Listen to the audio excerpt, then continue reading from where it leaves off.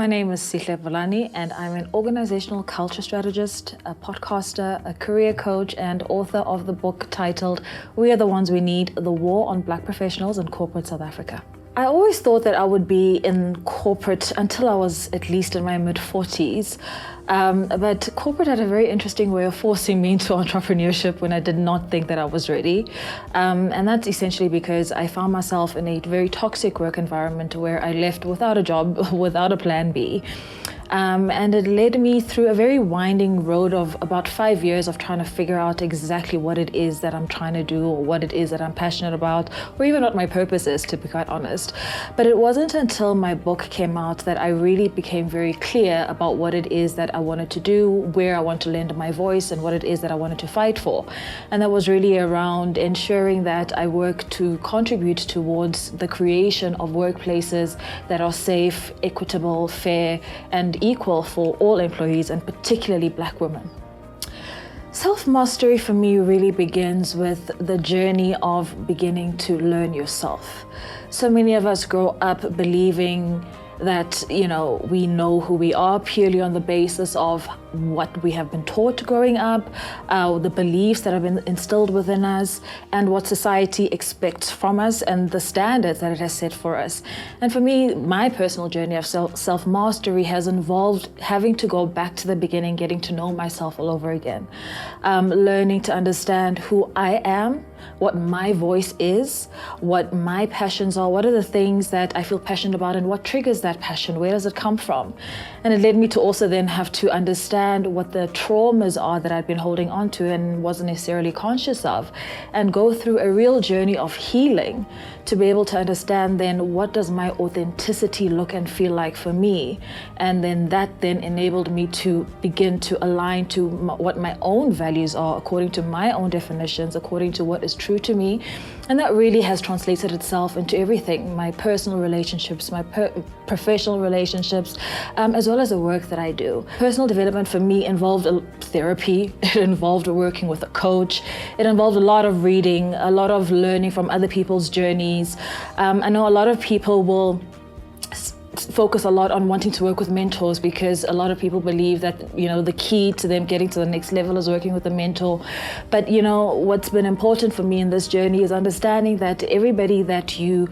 interact with, everybody that you see on social media, being able to curate who you follow and the content that you see, everybody plays a role that teaches you something, that helps you as part of your personal development journey. And so I think one of the most important things for me has been to have an open mind about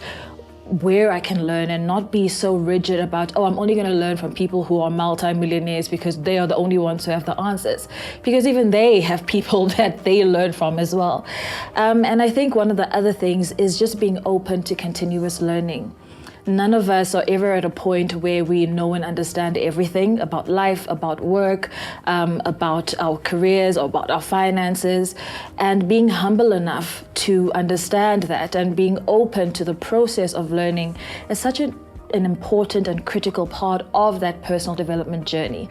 Taking the time to invest in yourself is one of the most important and one of the most valuable investments you will ever make. What's happening now, what we have exposure to now, the tools that we're using now, the industries that we're in now may be completely different in 5 years. And we need to start approaching our learning with that lens that says, we don't know what the future holds, but how best can I position myself and prepare myself for the uncertainty that lies ahead. When employees join an organization, they join from a point of having a skill set that is suited for a particular role that they've applied for. But we all understand that when people join an organization or any other form of employment, whoever the employer may be, there is a responsibility as employers to aid their development, to help them to get to the next level. So there's a number of things that organizations can do in order to play an active role in developing their employees. For starters, it's being able to do a skills audit to understand exactly what skills each and every employee has and how those skills are enabling them to be able to fulfill their functions to the best of their ability. The second thing is being able to, once you've identified gaps, identify where employees need to be developed further, but also have conversations with them to understand what direction they want their careers to take, because it's not for the employer to dictate what an employee should be doing. I think it's also important for organizations to prioritize budgeting to ensure that when budgets are allocated for training and development, they're done so in an equitable manner. In a lot of organizations, we do see a trend of very specific race and gender groups that are prioritized when it comes to career development initiatives and budgets. And, when we speak about diversity, equity, and inclusion in the workplace, we are starting to see how so many marginalized groups, and we talk about women, particularly Black women, we're speaking about the LGBTQI community, who are missing out on opportunities for development that is funded by their employers. And so many people are finding themselves in a position where they have to personally fund their own development, because they understand that in order for them to have access to greater opportunities, to have access to advancement, they have to keep upskilling and reskilling, learning and unlearning. And organizations need to play a much more active role in enabling employees to be able to advance their careers and help them to reach their dream objectives and be able to work in their dream careers. I think as an entrepreneur, it's incredibly important to understand that as soon as you decide to start a business and decide to hire employees, you're taking on a very big responsibility, one that can never ever be undermined or understated. For starters, it's important as a leader to be able to understand yourself. It's important to be able to understand your strengths and your weaknesses, to also understand what it is that your business is actually, established to achieve. What is your business's purpose? What problem are you solving within society? Because then that'll help you understand the types of people that you need within your organization, the types of skills that you require, but also understanding the type of culture that you need to create in order for you to be able to attract the right kind of people to your organization and to keep them, but also to be able to attract the right types of clients who would be drawn to your culture because it resonates with them.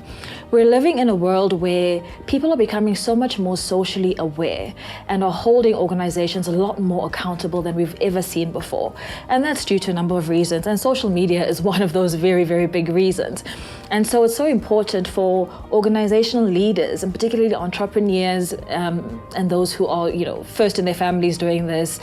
starting their own businesses. It's so important to understand that you are the one that sets the tone in your organization. And the way in which you show up, the way in which you treat your employees, the way in which you treat your business is going to influence how your employees behave, how they perform, what results they produce, and how your stakeholders